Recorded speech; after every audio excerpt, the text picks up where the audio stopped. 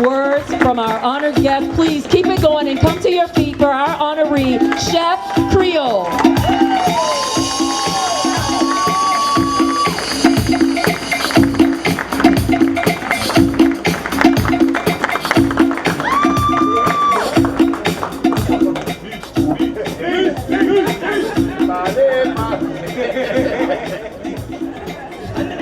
You know, there's a reason why I bought my Carrera glasses, you know? Because I know that you guys are going to get me a little bit emotional. Talking to the microphone. All right, speak on up, Chef. Yeah, I said I know you guys are going to get me a little bit emotional. I am I'm flabbergasted, to be honest with you. With this honor, at this point, I'm exhausted. You know, it's a great thing and it's a big thing when people that are like-minded like you, or your peers, or people you look up to when you go to school. Everyone I see here in school, my principal told me I had to be like one of you guys. And for me to end up in the kitchen, and for all you guys that I'm supposed to be like to come here today and honor me, it's impressive. But I do want to give credit to where credit is due, okay? Can you hear me? I do want to give credit to where credit is due. And since you guys are taking out the time to honor me, I want to honor the entity that made all this possible. I want to honor God, I want to honor Jesus Christ, and I want to honor the Holy Spirit.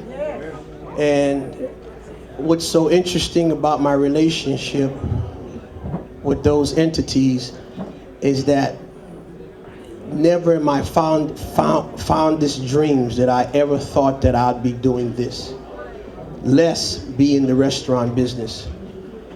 God spoke to me. He told me that he wanted me to run his businesses. And that's a big task. I didn't tell him why. I didn't tell him, you know, there's a lot of things going on in my life. I just did it. And your relationship with God is like you taking a trip from Miami to New York. And every time you gotta fill up, you gotta stop at a rest station.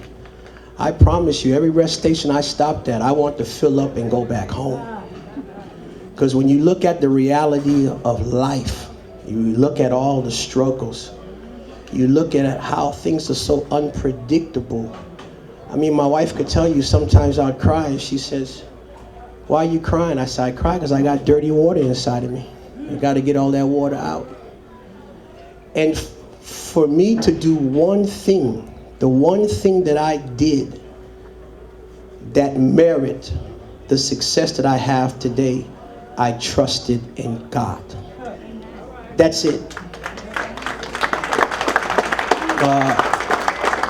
A lot of us, you know, when you work hard, you should pat yourself in the back.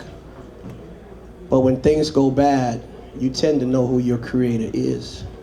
And I practice always when I'm doing great to act like I'm doing bad and tell God, thank you.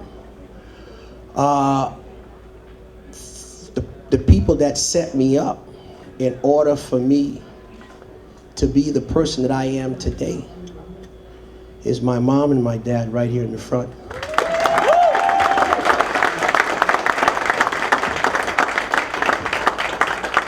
There's a lot of people that talk about, oh, chef, you know, typical rags to riches story. And I would get offended. And I said, I was never poor, so don't title me as no rags to riches story. And if we were poor, my mom and dad never told us we were poor, because we always had everything. We always went to good private Catholic schools, and we always had the necessities. So as far as I'm concerned, that's not poor. And for me to see my mom working at Suave Shoes and then eventually opening up her own beauty salon, there's nothing bigger than that. For me to see my dad working as a mechanic, becoming the musician that he is, the fear of God that I learned from both my mom and dad. More so my mom, she's a Jesus Christ mafia. And I can't say enough that these are the people that made things possible for me. And in your road, in your voyage, you hope that God blesses you with a significant other, a partner, someone that you could confide in, someone that can tolerate you, someone that at all costs always loves you no matter what. And I remember someone telling me, they say, well, Chef, if they were supposed to take anything from you, what would you allow them to take? I say you could take all of the businesses and all the real estate that we own, but please don't take my wife.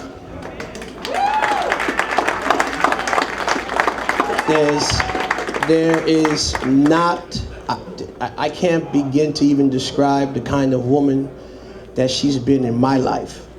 And I was never man enough to see the woman that she really was. It was God that told me, marry her like it was yesterday.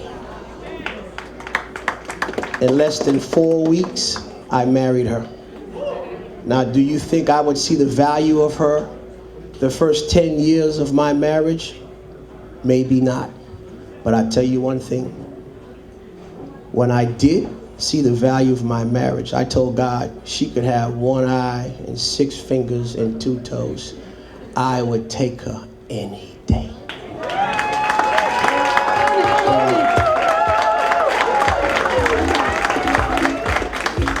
So, I might be a little bit long-winded, but, since you guys got me out the kitchen, we might as well talk.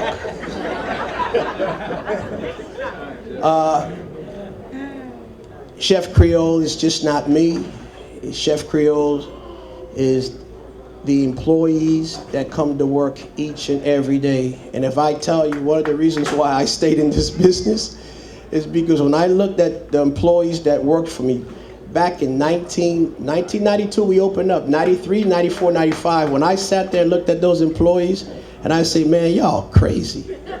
Y'all come here every day, and then y'all act like y'all bosses, and then y'all be telling me what to do, and y'all only getting paid $300? Y'all out of your mind. And when, the business poses so many challenges, the restaurant business, as all of my colleagues know, has a 90% failure rate. So if there's 10 of us that open that restaurant today, I promise you there'll only be 1 left that'll still be kicking. So when I want to turn my back on the business, what really fueled me and gave me a second win was looking at those employees. I said, how am I going to tell these people that's got to send money back to Haiti, got to send money back to the Bahamas, got to send money back to Dominican Republic, got to send money back to Cuba. How am I going to tell these people, I'm tired, it was nice, but I think we're done here? I did not have it in me to do that. I said, if these people come here every day, and we're talking every day, I got employees that's been with me for 25 years. I retired 2 of my employees so far.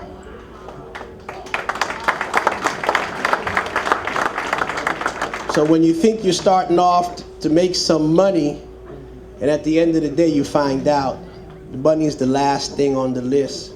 Because when you start to deal with people and you see the beauty about people, you say to yourself, the least that you can do is go an extra mile for people. So I thank you guys so much. I thank these people that's behind me, which I think they have psychological problems, because anybody in this business is crazy. And I'm loco number 1. So thank you so much, guys. I appreciate it. I guess it's my cue to Yes. That's your friend you helped off the side of the road cutting you off back there. Just so you point that out. Chef, thank you. Congratulations. Please give another warm round of applause for our honoree, Chef Creole.